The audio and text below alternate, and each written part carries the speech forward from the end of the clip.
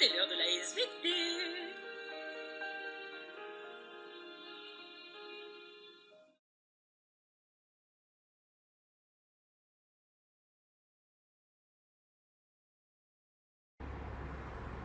Et nous nous retrouvons pour la deuxième partie de cette vidéo sur les sols. Alors, lors de la précédente vidéo, on avait vu qu'un sol mettait énormément de temps à se former, puisqu'il fallait d'abord dégrader la roche-mère, puis que l'action des êtres vivants vienne se mêler à tout ça, et que cette terre était produite justement à partir du démantèlement des blocs rocheux, mais aussi de l'apport de matière organique par exemple, par les végétaux, avec les feuilles qui tombent, ça c'était pour la matière organique morte, mais aussi avec la colonisation dans tout ce sol là partout, on voit plein de petites traces de vie, avec les micro-organismes du sol. Alors, on s'était intéressé à cette biodiversité, on avait vu qu'il y avait une très grande faune dans le sol et que déjà des chaînes alimentaires se faisaient et que ça permettait un cycle de la matière qui faisait qu'un sol s'entretenait grâce justement à la pousse de ces végétaux. Donc on va expliquer.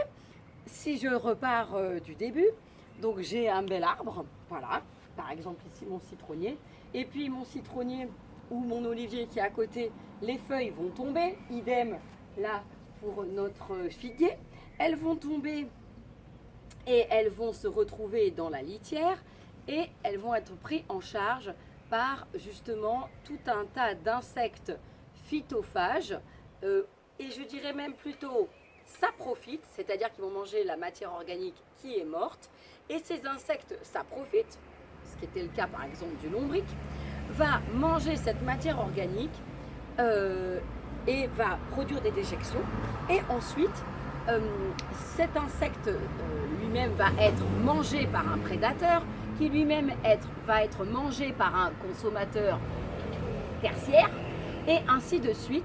Et c'est ainsi qu'on va avoir un cycle de la matière. Alors, il va nous manquer un petit bout, le rôle des tout petits micro-organismes que sont notamment les bactéries et les champignons. Cette deuxième vidéo va s'intéresser donc aux constituants du sol pour montrer que si elle est bon constituant, notre sol va être fertile. On va s'occuper donc de la fraction minérale qui provient de la roche et on va s'occuper ensuite du rôle de la matière organique. La matière organique quand elle est morte sous forme d'humus et la matière organique vivante. Il s'agit bien sûr de toutes les petites bestioles qu'on a pu voir dans le composteur, mais aussi celles qu'il ne faut pas oublier, les champignons et les bactéries qui ont un rôle majeur aussi dans le cycle de la matière. La fertilité d'un sol dépend de sa capacité à retenir les ions. Pourquoi les ions? Parce que les ions, c'est ce qui constitue en fait les sels minéraux qui sont indispensables pour la bonne croissance des plantes. Alors, une petite expérience pour essayer de voir si en fonction de la nature du sol, sa capacité à retenir les ions est la même ou pas. On va tester juste deux échantillons, un échantillon de sable et un échantillon d'humus. Alors l'humus, c'est juste, donc c'est un sol avec de la matière organique morte, et le sable, c'est un sol qui est purement minéral, donc qui ne contient que en fait des débris de minéraux, notamment potentiellement pas mal de quartz. Alors ici, voilà le sable, et là, vous avez le terreau qui est très noir parce que justement, comme on voit là, il contient de la matière organique morte. L'expérience qui suit donc, consiste à verser une certaine quantité de bleu de méthylène, je vous montre sa couleur, et la quantité c'était à peu près 19 ml que j'ai versé soit sur du sable, comme ici on voit dans l'entonnoir, soit à côté sur du terreau qui était dans l'entonnoir, mais sauf que comme j'ai que deux entonnoirs, ben, je fais avec. Donc, on va regarder le résultat tout de suite. Je pose là. Voilà. Alors, ici, au-dessus, il y avait du terreau. Ici, au-dessus, il y avait du sable. Alors déjà, au niveau du niveau d'eau qui a traversé et qui a réussi à traverser le terreau ou le sable, c'est assez surprenant. Manifestement, la plupart de liquide a été retenu par le terreau. Hein. Et là, ce qui va nous intéresser surtout ici, à part le fait que le terreau retient beaucoup plus l'eau que le sable, qui lui se laisse traverser, c'est la couleur du bleu de méthylène, qui au départ était comme ça. Et une fois qu'elle a traversé le sable, elle est de cette couleur. Une fois qu'elle a traversé le terreau, elle est de cette couleur. Elle est très, très, très légèrement bleutée. Très, très légèrement. Mais bon, voilà. Alors, sachant que le bleu, la couleur bleue, l'intensité du bleu est due à la présence de cations, donc d'ions positifs, qu'est-ce que vous pouvez en déduire quant à la capacité du terreau à retenir ou pas les cations et quant à la capacité du sable à retenir ou pas les cations. Ça, c'est ma première expérience. Ensuite, à côté, j'ai fait la même chose, mais avec les anions et avec donc l'éosine.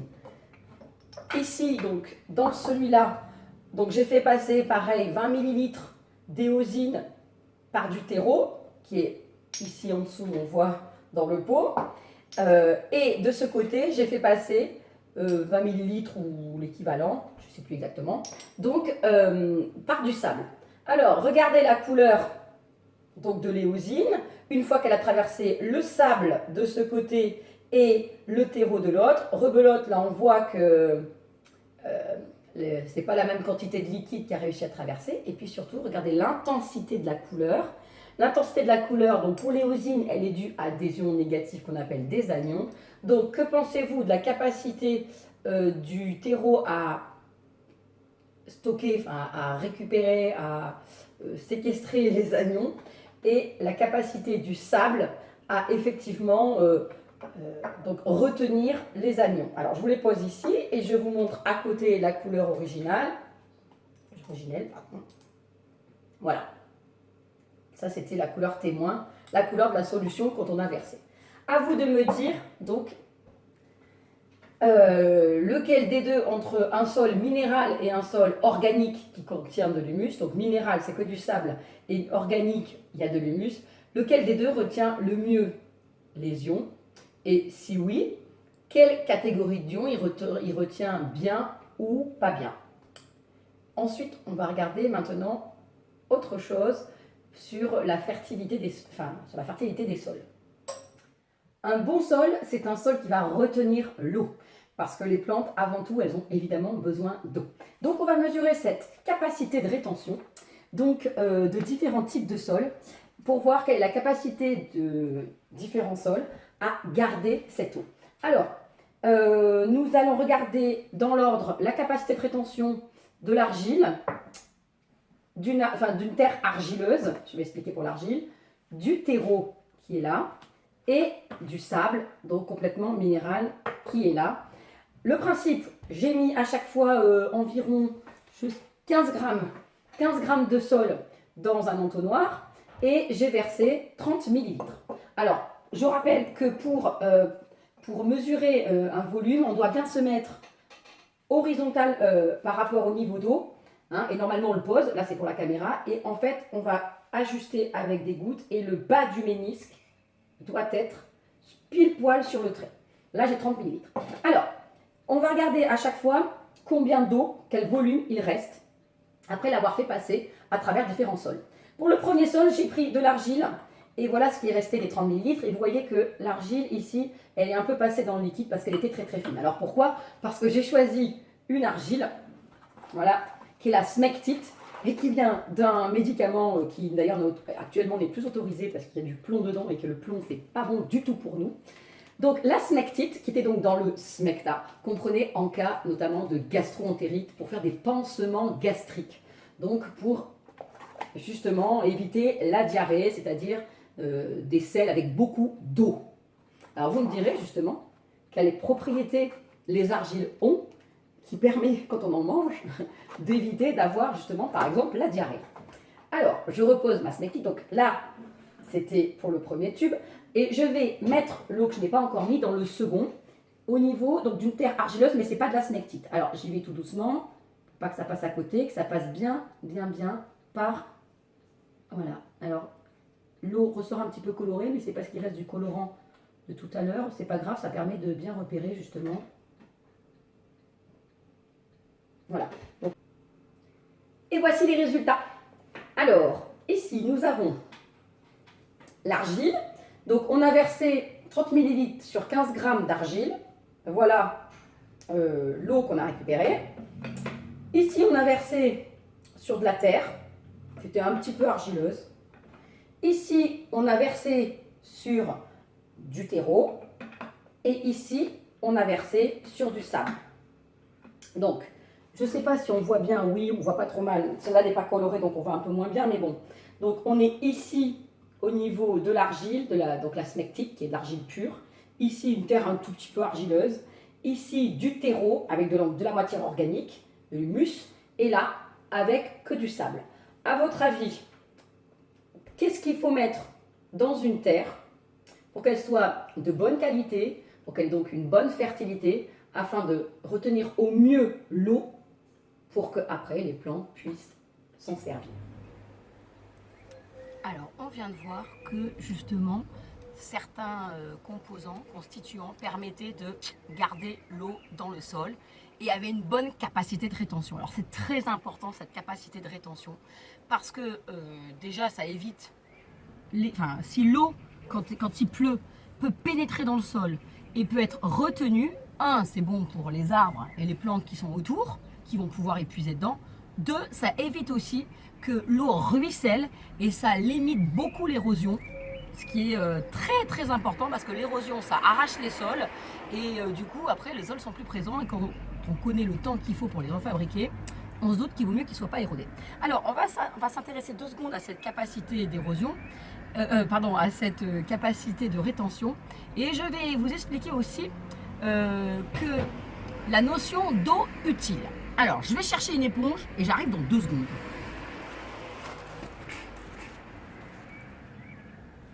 Alors, quand j'étais une élève, mes professeurs, grand ponte, m'avaient fait cette magnifique parallèle avec une éponge pour le sol. La capacité de rétention du sol, c'est là j'ai une alors là si j'ai du sol sec, ça représente mon éponge qui est complètement sèche.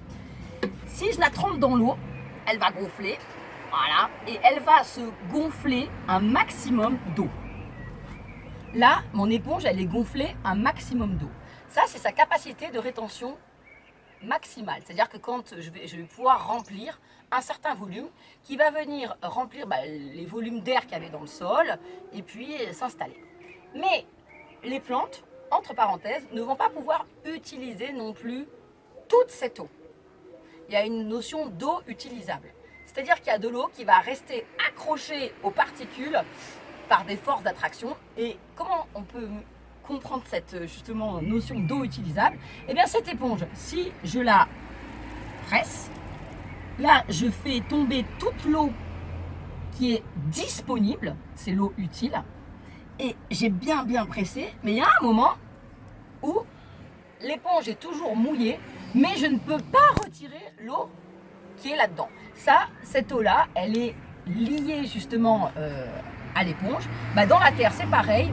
Les racines, et même après on verra les mycorhizes, peuvent absorber un maximum d'eau, mais il y a un moment où elles ne pourront pas utiliser toute l'eau qu'il y a dans le sol. Alors maintenant, on va parler du complexe argilo-humique. La star des notions du sol. Si vous voulez avoir des plantes qui poussent bien, il faut créer les conditions pour faire des complexes argilo-humiques. Alors, qu'est-ce que c'est que ce complexe argilo-humique? Vous avez vu tout à l'heure que le terreau, c'est-à-dire l'humus, qu'on voit là, avec ses feuilles décomposées, grâce au décomposeur, a la capacité de particulièrement bien retenir l'eau. Et elle retient aussi les cations. Surtout, un peu les anions, mais surtout les cations, donc les ions positifs. Vous avez vu aussi que l'argile, là il y en a pas mal dans cette terre, voilà, lui aussi retient, elle aussi, pardon, retient particulièrement bien l'eau. Eh bien, si vous mélangez l'humus à l'argile de manière très intime dans la terre, ça se fait tout seul. Vous allez créer le fameux complexe argilo-humique. Alors, qu'est-ce que c'est que ce complexe? Donc là, on regarde sur notre petite vidéo qui passe en même temps en haut. Vous voyez que les particules d'argile donc, vont s'entourer d'acides humiques, qui sont les composants justement de cet humus, et que comme ces particules sont chargées, elles vont être liées les unes aux autres, et grâce aux charges de ce complexe argilo-humique, les ions, notamment les cations, parce que le complexe argilo-humique est globalement chargé négativement, eh bien, il va retenir tous les cations du sol.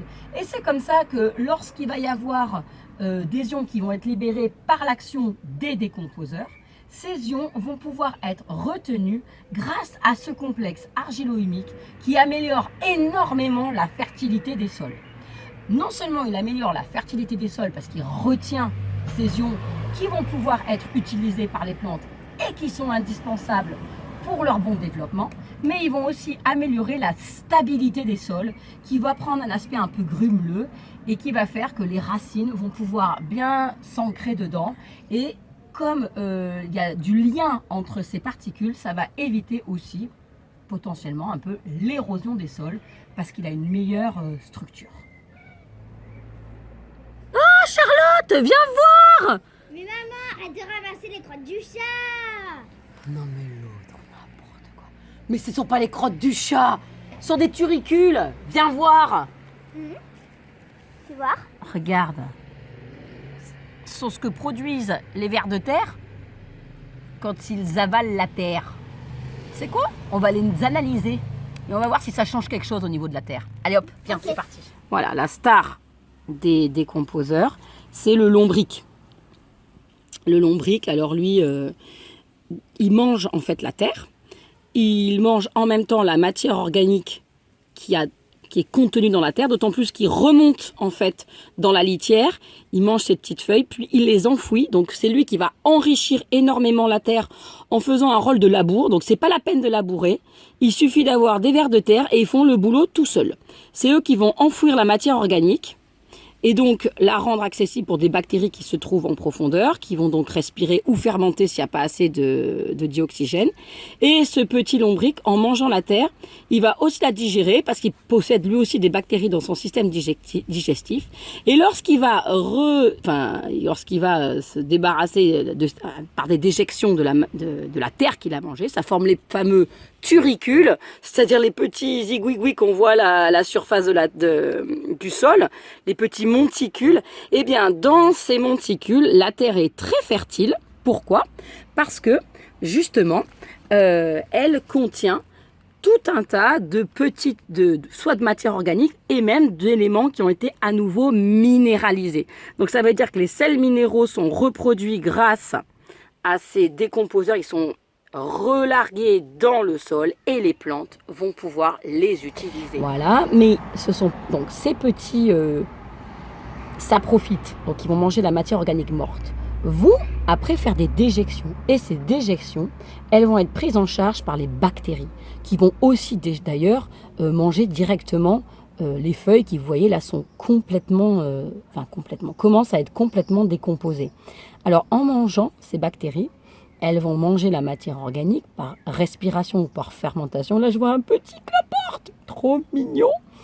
Et en fait, en les mangeant par fermentation et surtout par respiration, elles vont en fait permettre le retour à l'état minéral de la matière organique. Elles vont minéraliser la matière organique. Donc, ça veut dire que cette matière organique va être mangée, elle va être digérée, minéralisée, et les ions qui vont être produits vont être à nouveau libérés dans le sol et la plante va pouvoir les utiliser. Donc c'est grâce à la minéralisation des bactéries, mais aussi d'ailleurs des autres décomposeurs. Alors là, il a une petite zoom. Alors on regarde bien les feuilles. Ces feuilles, vous voyez, elles ont des trous partout.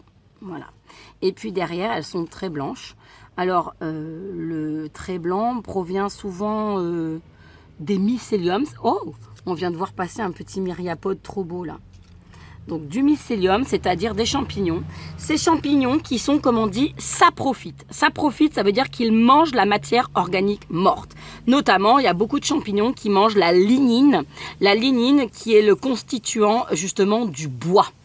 Et donc ces champignons vont décomposer le bois. Ils ne sont pas les seuls. Il y a les bactéries qui sont très importantes, qui elles aussi décomposent cette matière organique. En la mangeant, elles vont respirer, c'est-à-dire utiliser la matière organique et en retirer l'énergie. Et un déchet justement de cette respiration, ça va être le CO2 qui va retourner dans l'atmosphère et qui va être à nouveau utilisable par les plantes. La plante va pouvoir récupérer en fait ces matières minérales pour sa croissance. Donc très important le rôle de ces décomposeurs. C'est pour ça qu'il ne faut absolument pas stériliser un sol. Parce que si vous stérilisez un sol en y mettant des antifongiques, c'est-à-dire qui luttent contre les champignons, ou des antibactériens, ou en mettant des produits toxiques, vous allez tuer toute la microfaune du sol et tout ce travail de décomposition ne pourra pas être fait et votre sol ne va pas du tout être fertile. Bon, allez, on va pouvoir planter. J'enlève les cailloux. C'est ça qui est bien, c'est que quand tu creuses dans le poudingue, c'est pas les cailloux qui manquent. Tu te demandes d'ailleurs comment c'est possible qu'il y ait autant de cailloux dans un si petit trou. Allez, vas-y, amène-moi la coronie. Ah, bah tiens. Voilà, très bien. Alors, pose-la à côté. Très bien. Alors, la coronie, regarde. Ah, regarde. C'est la famille des fabacées. Avant, ça s'appelait la famille des papillonacées. Moi, j'aimais bien ce petit nom, papillonacées. Bon, maintenant, c'est fabacées. Mais pourquoi? Parce que leurs fleurs, elles ressemblent à des petits papillons. C'est mignon. Alors, qu'est-ce qu'on va mettre au fond du trou pour que ça pousse? Du terreau. Allez, va me le chercher, s'il te plaît. Hop, ici, c'est là. Alors, pourquoi du terreau? Parce que ça se fabrique dans le composteur et qu'il y a plein de matière organique. Hein. Bah oui, il y a de la matière organique, exactement, qui a été fabriquée grâce à nos petits décomposeurs. Vas-y, mets-en une petite dose. Ok. Alors, ici, au niveau drainage du sol, ça va être nickel parce que tout est sableux. Donc, l'eau, elle va passer, ça, il n'y a pas de problème. Par contre, il va falloir la retenir. Donc, on met un peu de terreau parce que ça retient. Et puis, on va mettre, en plus, là, j'en vois.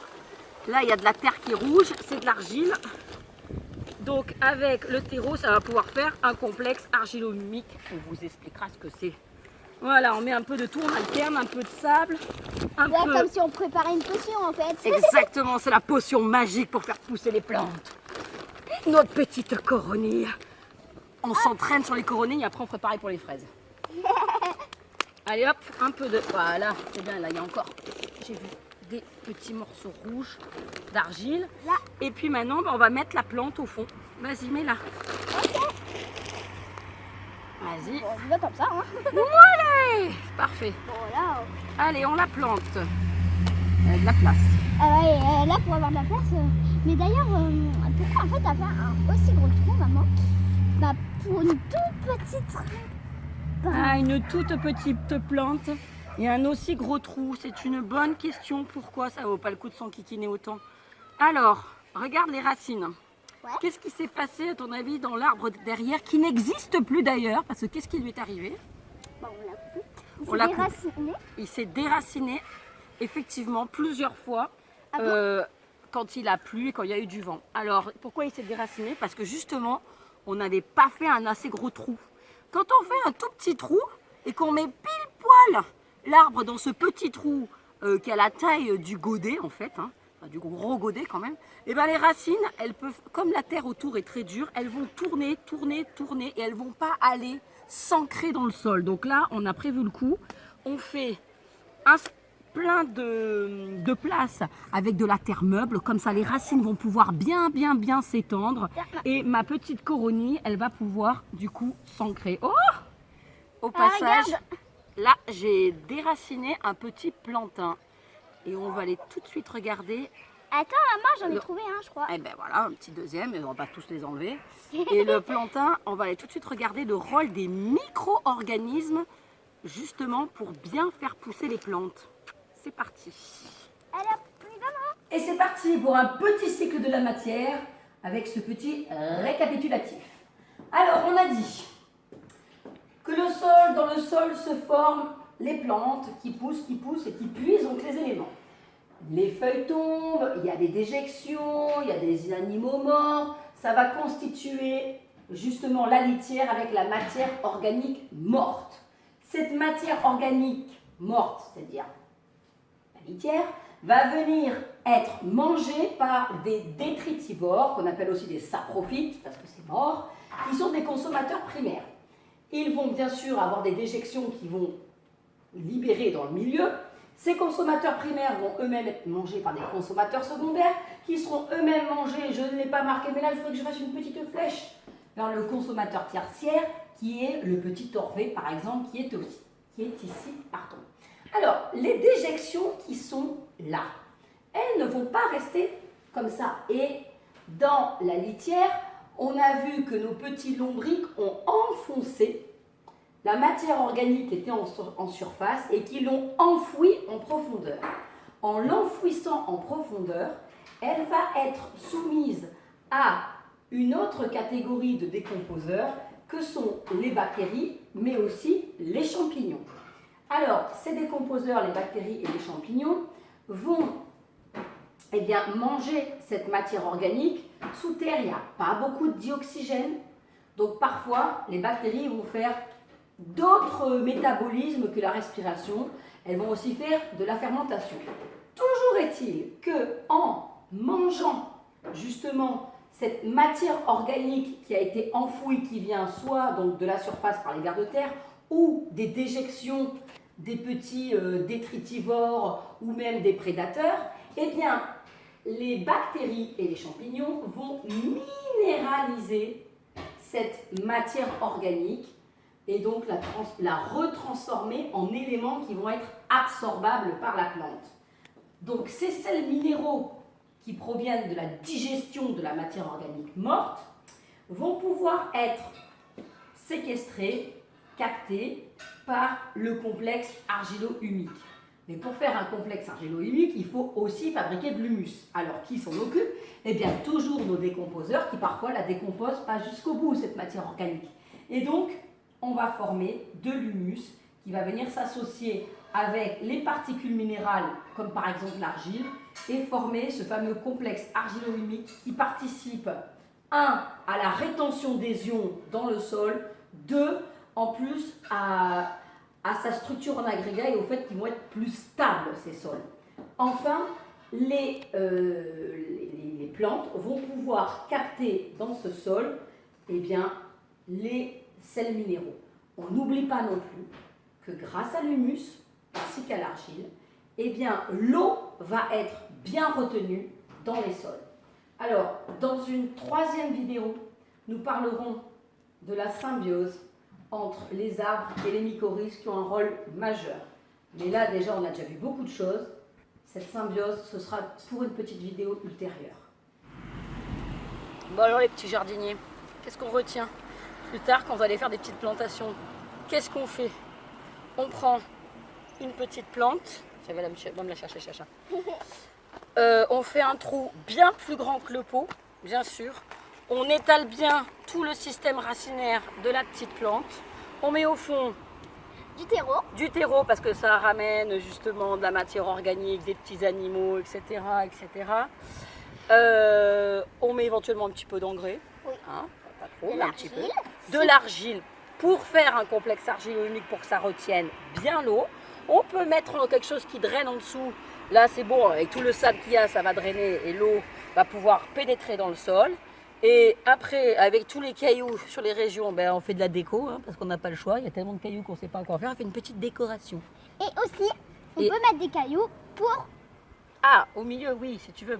On peut en mettre aussi un peu dessus pour éviter la transpiration. Pas la transpiration, l'évaporation. L'évaporation, et du coup, ça garde un peu de l'humidité. Et à la fin, qu'est-ce qu'on fait? On arrose. Allez, c'est parti. Et on n'oublie pas la cuvette. La cuvette, sinon l'eau elle coule et elle reste pas. On n'oublie pas la cuvette. C'est parti, on arrose. Oh, la petite piscine. Super. Si avec ça, ça pousse pas, je sais pas ce qu'il faut. Et voilà le boulot. Magnifique. Et puis en plus, ça va retenir la terre, puisque là, on est près d'un talus. Et ça va nous permettre d'éviter que le talus se casse la figure avec les grosses pluies. Superbe! Waouh, maman! Mais il y a plein de fraises! Mais qu'est-ce que t'as fait? Ah, t'as vu, Charlotte? Elle est pas forte, ta mère, tu vois. Quand on maîtrise la SVT, eh bien, on a une bonne petite production parce qu'on rend la fertilité. Attends, je viens t'aider. Oh, c'est vrai qu'elles sont belles. On va faire une petite tarte. Enfin, une tarte, à la fois, il n'y en a pas non plus des tonnes. Hein. Ouais, mais il y en a pas mal, juste. Enfin, il y en a pas mal. Il y en a pas mal, c'est déjà pas mal. On pourra peut-être faire une chacun. C'est pas mal aussi, ça. Allez, hop, c'est bon, on y va. Oh, il y en a encore une ici. Là, hop. Tiens. Allez! Waouh. C'est quoi ce bruit dehors? Putain. Mais qu'est-ce que tu fous? T'as pété un plomb, hein? Mais non, je suis en train de faire le boulot, là. Ouais, tu fais quoi là? Tu dis pas que tu avais des fraises? Ah ouais, non, mais j'ai abandonné. C'était trop compliqué, la culture des fraises. Du coup, je vais faire coach sportif. T'as vu, j'y arrive super bien. Hein. Ouais,